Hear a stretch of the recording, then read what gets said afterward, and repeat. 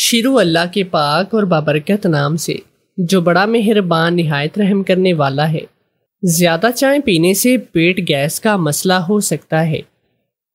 اگر مچھر بہت زیادہ کاٹتے ہوں تو ہاتھوں اور پیروں پر ایلو ویرا کا پانی لگا کر سویا کریں، مچھر آپ کے قریب بھی نہیں آئے گا۔ اگر بائیں پاؤں پر سوجن آتی ہے تو آپ کا دل کمزور ہے۔ کپڑوں پر اگر زنگ کا داغ لگ جائے تو داغ والی جگہ پر لسی لگائیں، داغ فوراً اتر جائے گا۔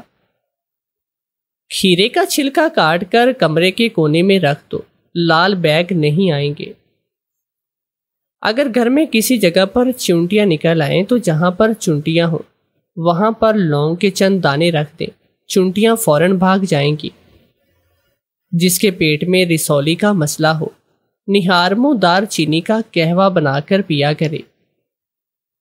آنسو روکنے سے سر درد اور گھبراہٹ اور غصے کی بیماری پیدا ہو سکتی ہے۔ جمائی روکنے سے دماغ میں درد کی شکایت ہوتی ہے۔ جو عورتیں دوران حمل کھٹی چیزیں زیادہ کھاتی ہیں ان کی اولاد تیز اور چلاک ہوتی ہے۔ اگر سر کے بال وقت سے پہلے سفید ہونے لگے تو مچھلی کا سالن پکا کر کھایا کریں۔ صبح اٹھ کر ناشتہ ضرور کیا کریں، ایسا نہ کرنے سے آپ کی عمر گھٹتی ہے۔ اگر وزن بڑھانا چاہتے ہو تو روزانہ کیلے کا شیک پیا کرو۔ جنون اور پاگل پن کی بیماری ہو تو اجوا کھجور کھایا کرو۔ جن کا معدہ ٹھیک نہ رہتا ہو وہ آلو والے پانی میں اسبغول حل کر کے پیا کریں۔ ہری پیاز کے استعمال سے قبض کا مسئلہ حل ہو جاتا ہے۔ پلاسٹک کے کپ میں کبھی بھول کر بھی چائے مت پیو۔ اگر بھوک نہ لگتی ہو تو نہار منہ چند پتے پودینے کے چبا کر کھایا کرو۔ شکر کندی مردانہ طاقت کے لیے ایک بہت ہی انمول تحفہ ہے۔ اگر بدن میں کمزوری کا مسئلہ ہو تو کدو اور چنے کی دال پکا کر کھایا کرو۔ اگر آپ کا پیٹ بڑھ رہا ہے تو کچا فالسا روزانہ کھانے سے پیٹ کی چربی چند ہی دنوں میں کم ہو جائے گی۔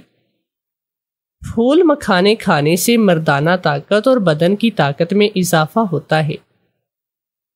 خربوزے کے بیج کھانے سے ریڑھ کی ہڈی مضبوط ہو جاتی ہے۔ ادرک کا رس چاٹنے سے دل مضبوط ہوتا ہے۔ کچا پیاز کھانے سے ماہواری صاف ہو جاتی ہے۔ اگر پیٹ میں درد ہو تو پودینے کے پتے پانی میں ابال کر پیو۔ کچا پیاز کھانے سے دل کی دھڑکن بہتر ہوتی ہے۔ جو خواتین بال کالے اور تندرست رکھنا چاہتی ہیں نہانے کے فوراً بعد بالوں میں ناریل اور زیتون کا تیل لگایا کریں۔ ایلو ویرا میں ہلدی ملا کر اپنے چہرے پر لگاؤ، آپ کے داغ دور ہو جائیں گے اور چہرہ پرکشش ہو جائے گا۔ پودینے والی چٹنی کو زندگی میں شامل کر لو، کبھی آپ کو بدہضمی کا مسئلہ نہیں ہوگا۔ چنے کے برابر کالی مرچ کا سفوف دہی یا لسی میں ملا کر پی لو، بدہضمی اور معدے کا بوجھل پن ختم ہو جائے گا۔ کچن میں کام کرتے وقت اگر آپ کا ہاتھ جل جائے تو دہی میں تیل ملا کر جلن والی جگہ پر لگا لو۔ کیلا کھا کر لسی پینے سے معدے میں درد ہونے لگتا ہے۔ دہی کو گرم روٹی کے ساتھ کھانے سے بھولنے کی بیماری لگ سکتی ہے۔ دہی یا چھاچھ کے ساتھ کیلا کھانے سے پیٹ خراب ہو جاتا ہے۔ لیموں کا بیج ثابت نگل لینے سے اپینڈکس کا درد ہونے لگتا ہے۔ کسی کی بات پر زیادہ غصہ کرنے سے آپ کا دماغ کمزور ہوتا ہے۔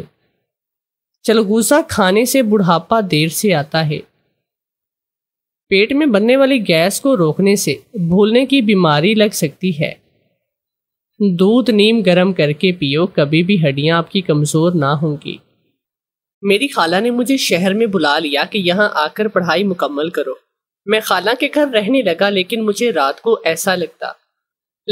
رات کو ایسا لگتا ہے کہ کوئی میرے ساتھ سو رہا ہے، لیکن میں خواب سمجھ کر بھول جاتا۔ ایک رات مجھے ہوش آئی تو میری روح لرز گئی جب خالہ کو۔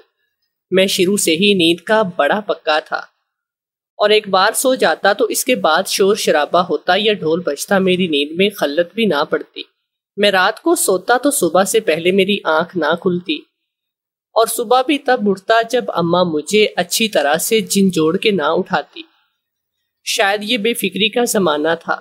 میں نے 10ویں پاس کی اور 11ویں میں داخلہ لینے کے بارے میں سوچ رہا تھا۔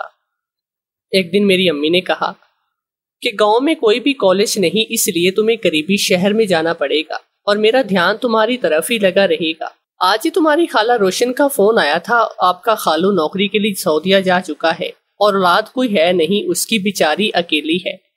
ایسا کرو کہ تم شہر چلو جاؤ، اس کے ساتھ رہو اور اپنی پڑھائی پر دھیان دو، وہاں جا کر مکمل کر لو پڑھائی کو، بینا بھی تمہارا ساتھ مل جائے گا اور میں بھی تمہاری طرف سے بھی فکر ہو جاؤں گی۔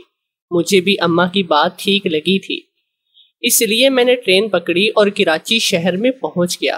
ایک میں جانتا تھا کہ یہ پڑھائی زیادہ بہت اہمیت رکھتی ہے، اگر مجھے کراچی کی ڈگری مل گئی تو نوکری بھی اچھی ملے گی۔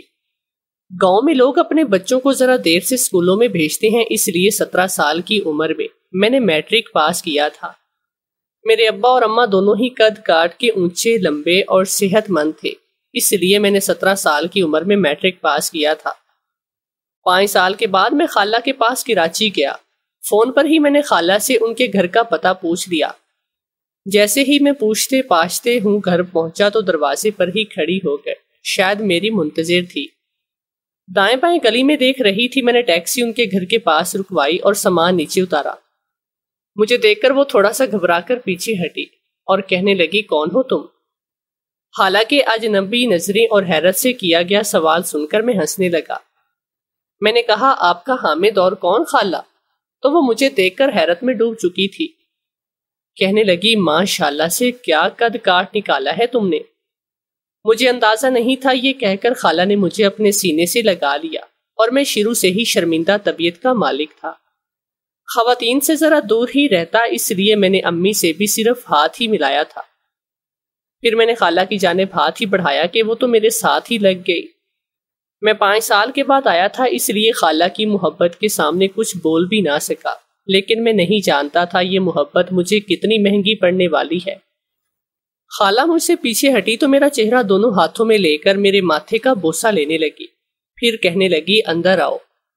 میں نے اپنے ہاتھ سے اپنی پیشانی کو 4 دفعہ صاف کیا تھا۔ مجھے ان چیزوں سے بڑی گھن آتی تھی، نہ جانے کیوں، لیکن بچپن سے ہی میں ذرا خواتین اور لڑکیوں سے دور ہی رہتا۔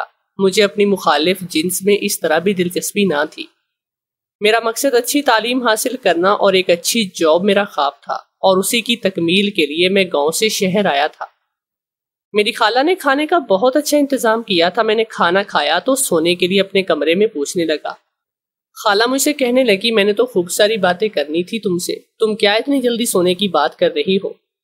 میں نے خالہ سے کہا کہ اتنا لمبا سفر کر کے آیا ہوں، باتیں ہم لوگ کل کریں گے، پھر مجھے کل صبح ہی کالج میں اپنے داخلے کے لیے بھی جانا ہے، اس لیے میں سونا چاہتا ہوں۔ میری طرف سے تو شبہ خیر۔ میں شام کو ہی پہنچا تھا اور کھانا کھانے کے بعد میری آنکھوں میں نیند اترنے لگی۔ اپنی خالہ کا مایوس چہرہ دیکھ کر بھی میں نے اپنی پیاری نیند کو ہی ترجیح دی۔ خالہ نے مجھے کمرے کی طرف اشارہ کر کے کہا کہ تم یہاں پر سو جاؤ۔ میں خاموشی سے جا کے سو گیا۔ رات کا سویا میں صبح ہی اٹھا تھا، وہ بھی خالہ کے جن جوڑنے پر۔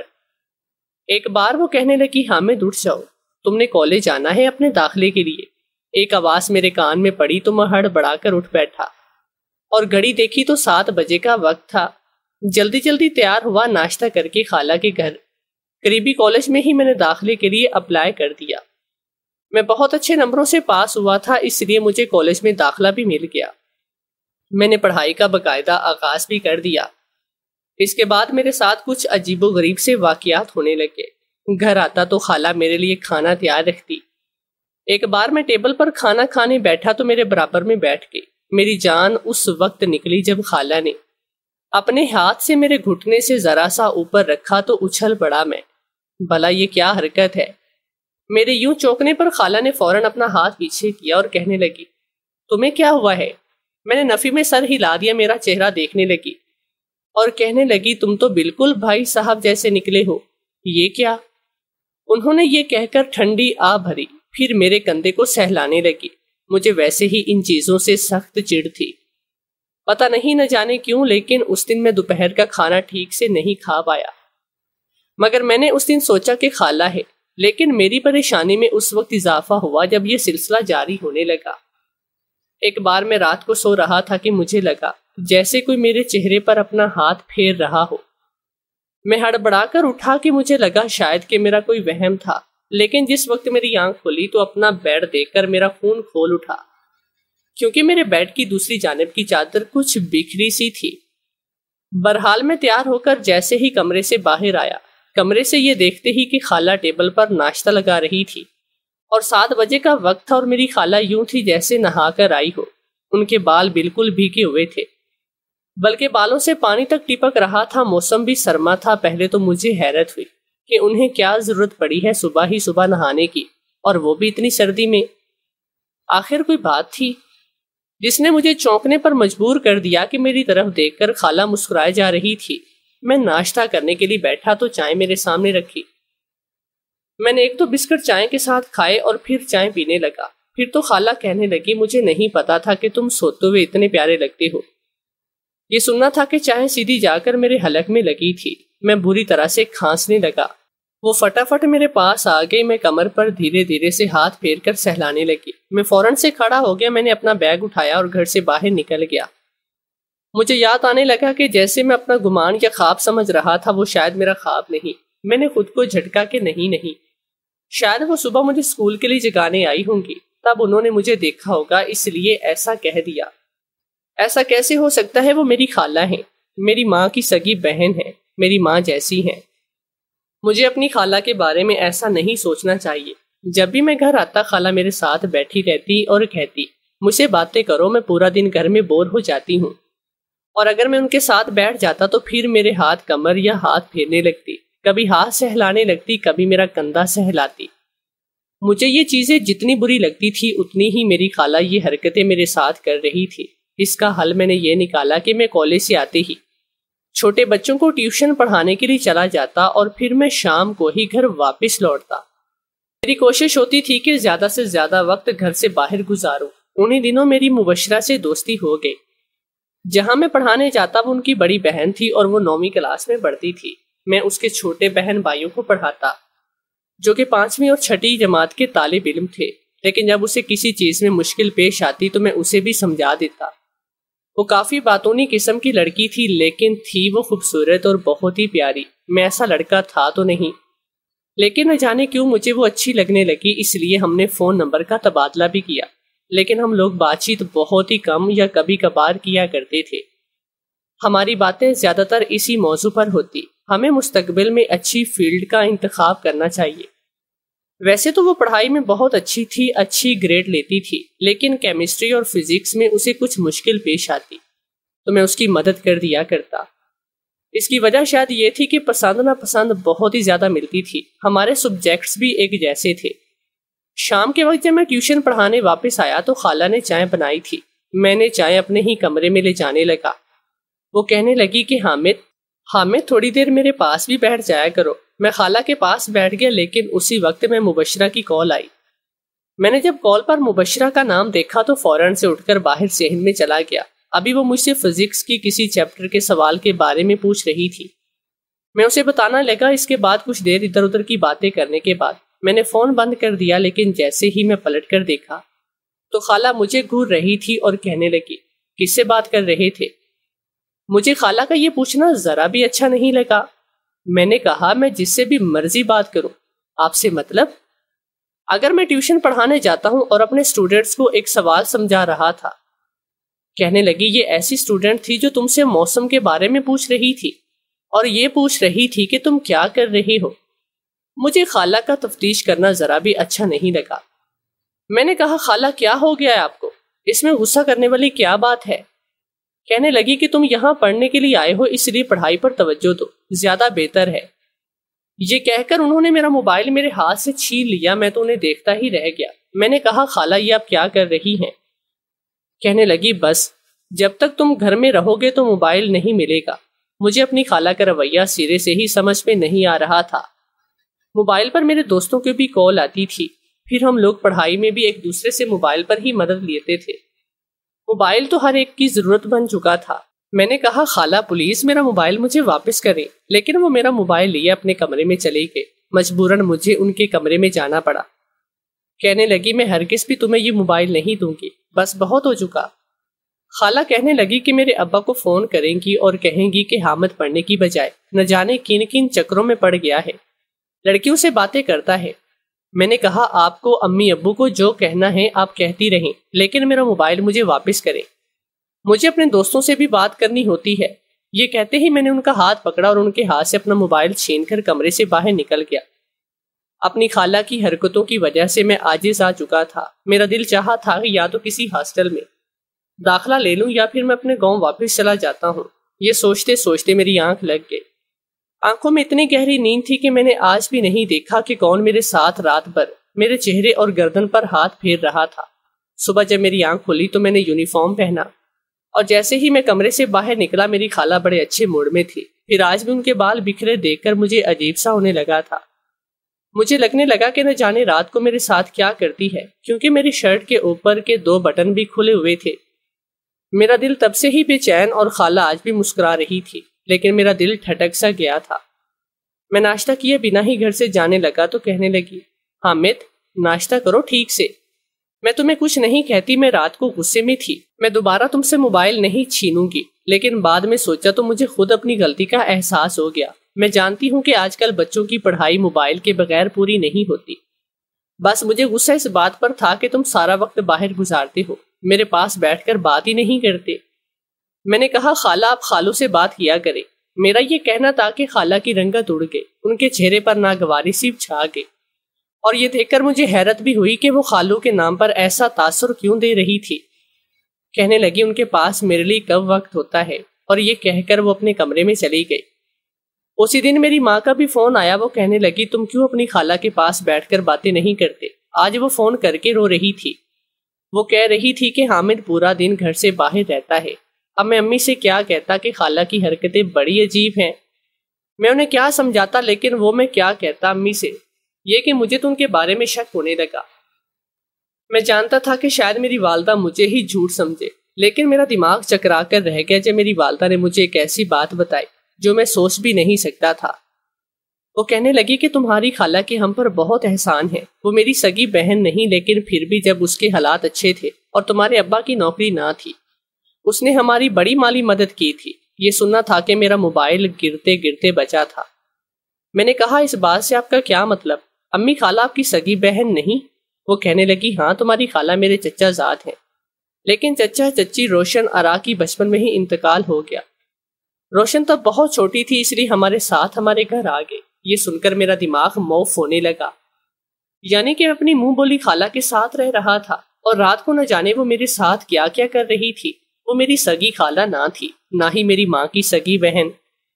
اب تو مجھے اس کے کردار پر شک ہونے لگا تھا۔ میں نے آج تک اسے اس کے شوہر سے بات کرتے ہوئے بھی نہ دیکھا تھا، بلکہ شوہر کے نام پر تو اس کے چہرے کے تاثرات بگڑنے لگتے، اور جس طرح ابھی مجھے یہ لگتا ہے کہ میرے ساتھ کچھ نازیبا سی حرکتیں ہوئی ہیں۔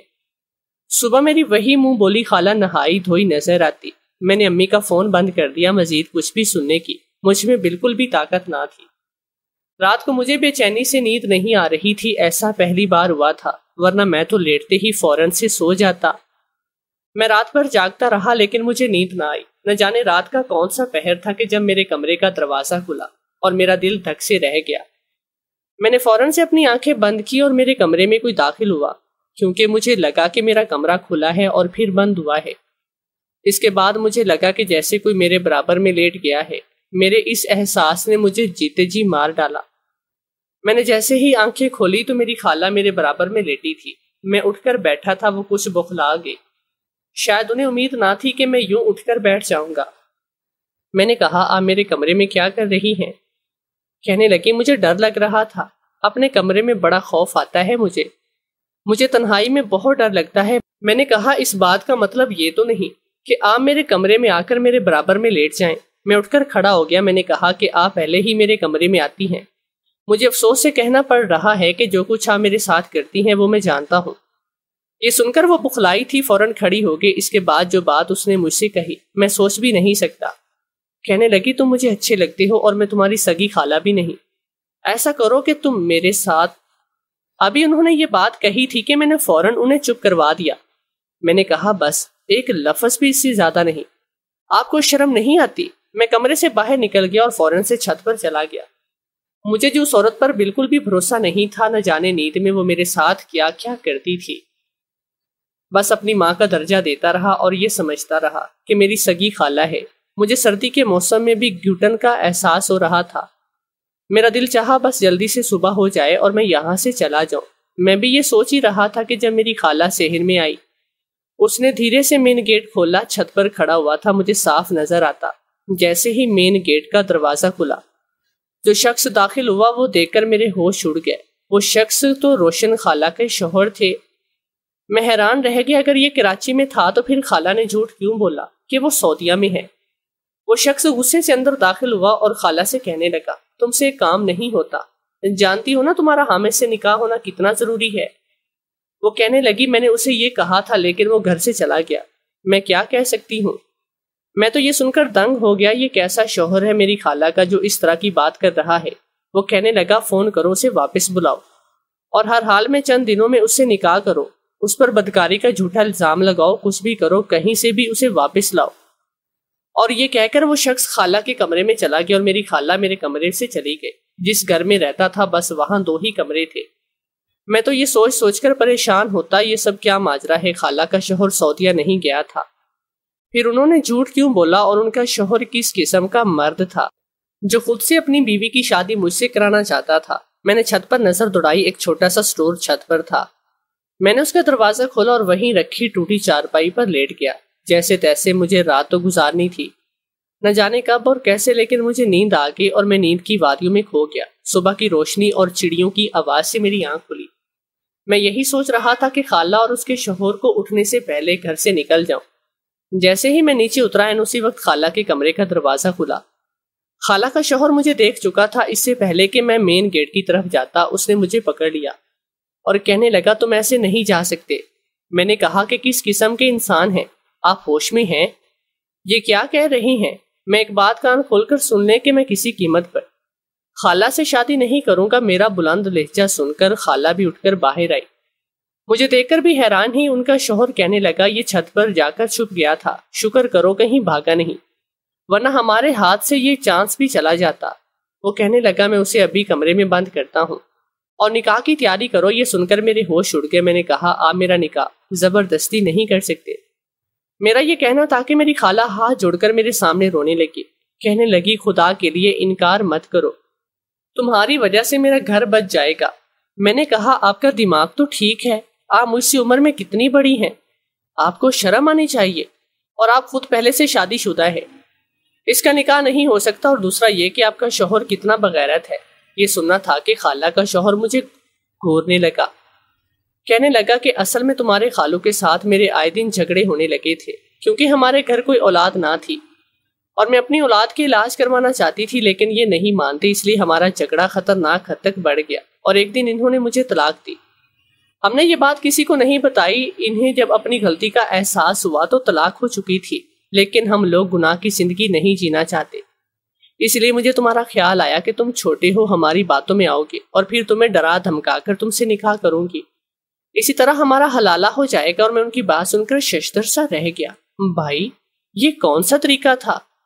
میں نے کہا کہ مجھے پھر بھی یہ نکاح نہیں کرنا۔ میری خالہ کہنے لگی یہ بس لفظی نکاح ہوگا۔ میں نے کہا میں کیسے مان لوں، آپ تو بنا نکاح کے ہی نہ جانے میرے ساتھ کیا کرتی۔ کہنے لگی وہ میں نہیں تھی، تمہارے خالو تھے، میں تو بس تمہیں شک میں ڈالنا چاہتی تھی تاکہ تمہیں لگے کہ شاید مرد تمہارے ساتھ گناہ کر رہی ہو اور پھر میں تمہیں دھمکا کر تم سے نکاح کرتی، لیکن اب تو تم سب جان گئے ہو۔ میں نکاح کے لیے تیار ہو گیا کیونکہ یہ واقعی میں صرف لفظی تھا۔ آدھے گھنٹے کی کارروائی تھی اور پہلے نکاح ہوا، اس کے بعد طلاق ہوئی۔ خالو کہنے لگے اگر تم چاہو تو ہاسٹل میں جا کر رہ سکتے ہو۔ میں اپنا سارا سامان اٹھایا اور ہاسٹل میں چلا گیا، لیکن مجھے پھر بھی افسوس تھا کہ ایسا قدم اٹھایا ہی کیوں جاتا ہے جس کا پچھتاوا بعد میں ہو۔